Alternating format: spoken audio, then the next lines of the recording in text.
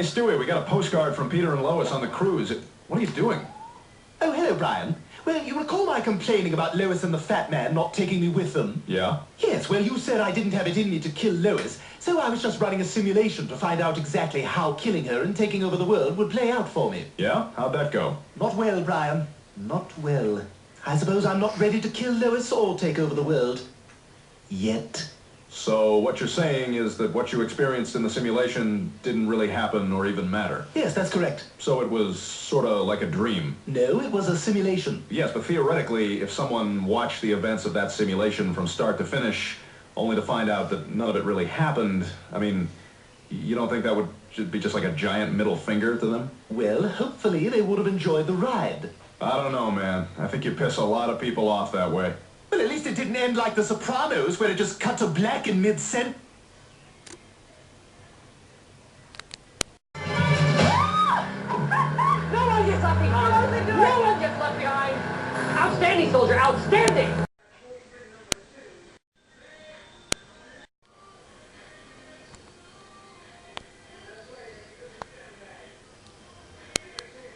Army boots. You think that's unamiss? No, of course not. It's just we thought she'd gone nuts. We were trying to heal you. I was just doing a little test. A little test to see if you'd gone crazy. If there's one thing I can't stand, it's crazy people. Well, we've passed the test. Remember, you can let us out. I can't let you out. Why not? Because the king of the potato people won't let me. I begged him. I got down on my knees and wept. He wants to keep you here. Keep you here for 10 years. Could we see him? See who? The king? Do you have a magic carpet? Yeah. Little 3CZ. So let me get this straight. You want to fly on a magic carpet to see the king of the potato people and plead with him for your freedom. And you're telling me you're completely sane?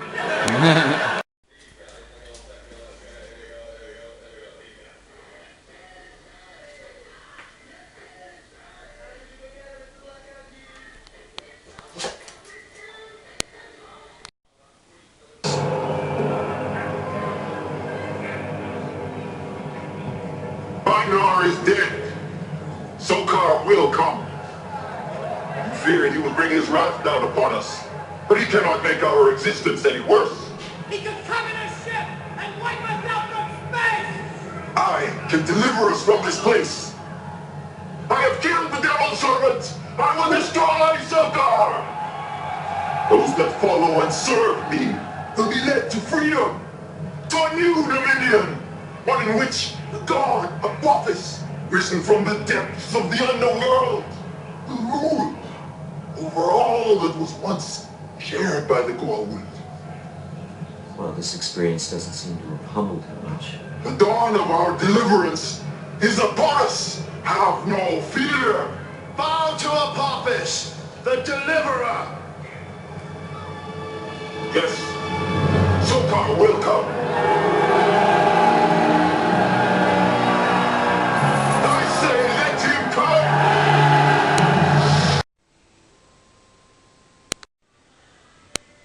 I am the boss. This town is out of control. I used to think the same thing, but they're not lunatics. Return to the town where anything is possible. Sometimes the things that they create are amazing. A brand new series of A Town Called Eureka starts Monday the 20th of April. Now we ask, I think they'll just take off into another dimension, I think.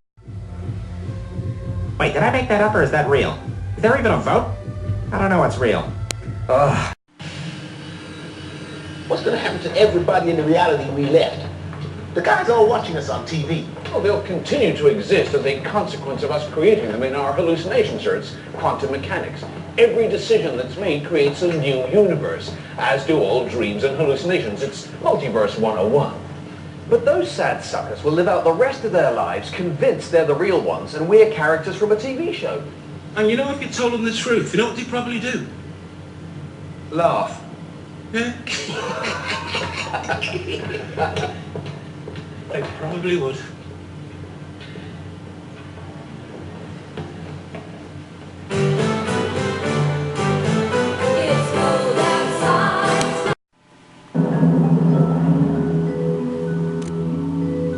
For the last 4 years, you have been engaged in the total immersion video game, Red Dwarf. As with all role-playing adventures, you will experience a certain amount of disorientation on leaving the game. It will be several minutes before your real-life memories return. So, in the meantime, please disengage the game-playing machinery and relax until an attendant is free to answer any of your questions. On behalf of Leisure World International, may we be the first to say, welcome back to reality.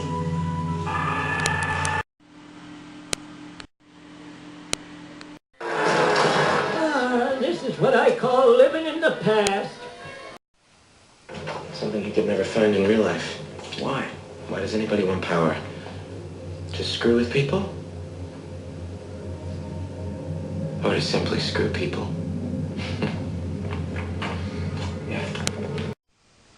It's time everyone knew the truth. Chips. Fantasies of a normal life. Trust me, I've been there.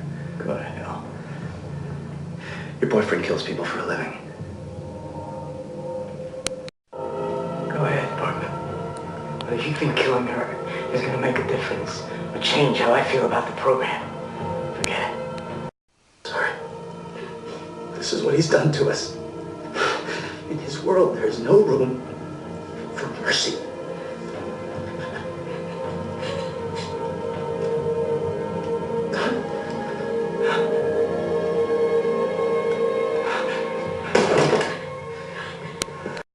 What happened here, Ma?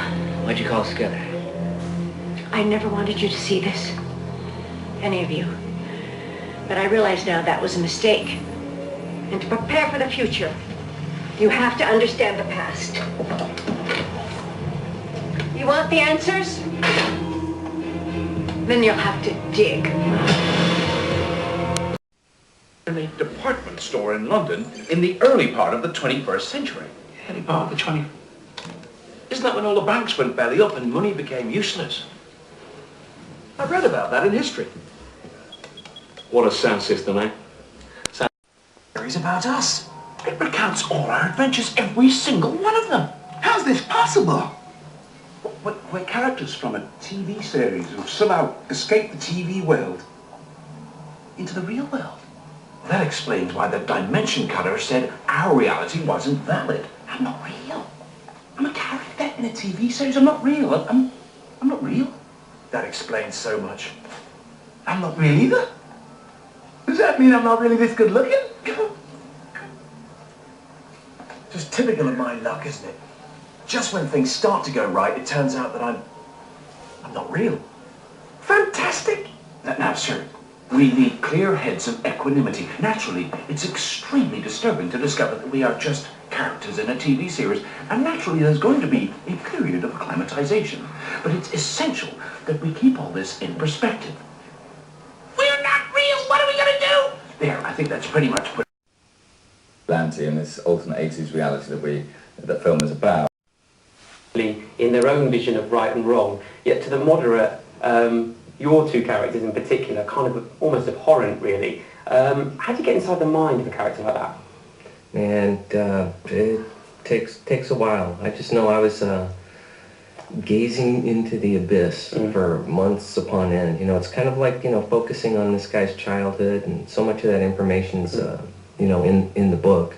And, you know, here's a guy with just this incredibly, you know, victimized, neglected. Yeah. We're using that one now. Have you based him on anyone in real life, or have you taken any?